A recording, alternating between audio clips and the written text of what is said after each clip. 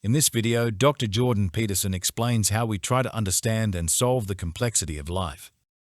Anyway, so a lot of the screening that you do to get rid of that complexity is external. And part of that is a consequence of good, well-functioning sociological organization. Then the next thing that sort of screens things out for you is your body. Right? Now look, you kind of naturally see things at a particular level of resolution. Right? There's no obvious reason why that should be. So, you know, you see the front of people, you can't see the back of them. You see their external covering, their skin and their clothes. You can't see inside them. When you look closely at them, you can't see their cellular structure or their molecular structure or their atomic structure. You can't really see the social situations that they're embedded in. So if I look at you, I can't see your family. I presume you have one. I can't really see the political situation that surrounds you either. I have to know that abstractly, and then the ecological level is almost completely imperceptible to me. And so part of the way that complexity is screened out is that your body just doesn't allow you to pick a lot of it up. You're just blind to it. So you see at one level of resolution, and that's the human level. You see things of approximately our size. You see things that are approximately the size that we can grip. Those are sort of the things that you're likely to think of as objects. Like clearly a mountain isn't exactly an object, you know, so usability is part of what defines perceptibility. And so that also screens things out. And so then you're left with, well, what it is that you have to deal with once everything's been screened out. And then you might ask, well, there's still a lot of complexity left there. Like there's plenty of complexity within the average family.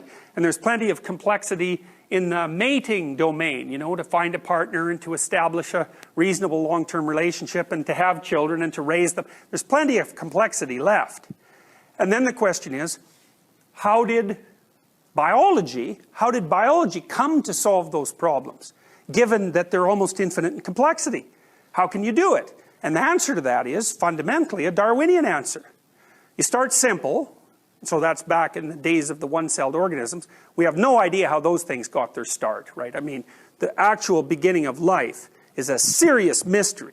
And I'll tell you, it's such a serious mystery, this is completely unbelievable, but one of the people who discovered DNA, I think it was Francis Crick, in fact, I'm virtually certain it was, he actually believed that DNA came from an alien civilization.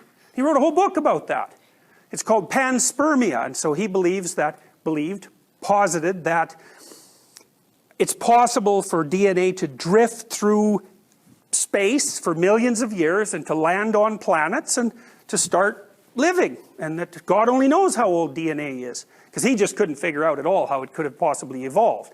So scientists are a lot weirder than you think when you start to read, you know, about what the scientists who discover things really thought. They're completely, you know, out of their mind. But whatever, we'll assume that DNA got there somehow and then evolution took over after that. And so what does evolution do? It basically says, well, here's a terribly complex problem that we've sort of partially solved. And partially solved means we've lived long enough to produce another copy of ourselves. That constitutes the solution. That's it. So we've lived long enough so that we can conceivably duplicate ourselves. How should we do that? Well, a variety of different ways. That's the answer. We should produce variants. So that might be multiple offspring, or it might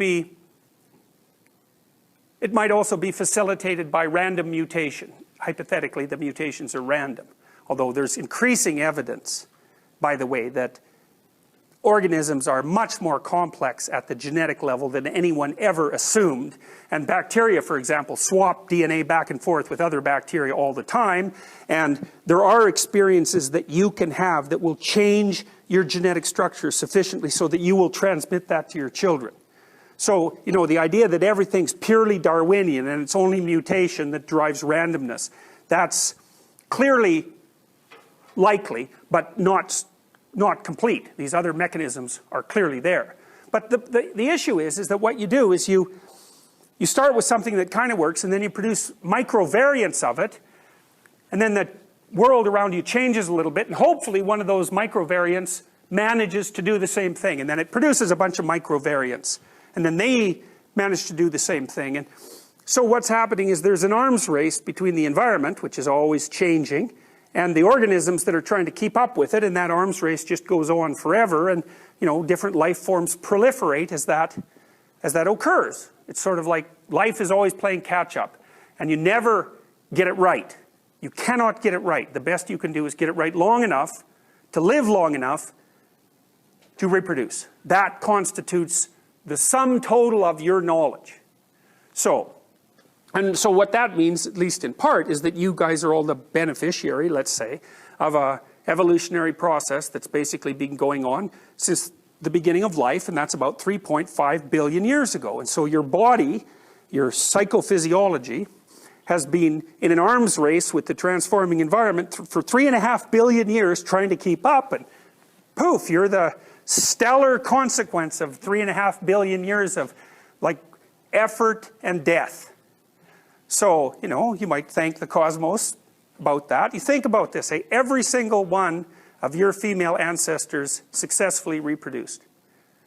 It's mind-boggling. It's mind-boggling. You're so unlikely that you would be here that it's almost incalculable. So, good for us. Here we are. How successful can you get? So, my point is that part of the way that complexity is dealt with is haphazard. It isn't ever really dealt with. That's why you die. You can only manage it to a limited degree. And for us, that's like 3 kids in 100 years, if you're lucky.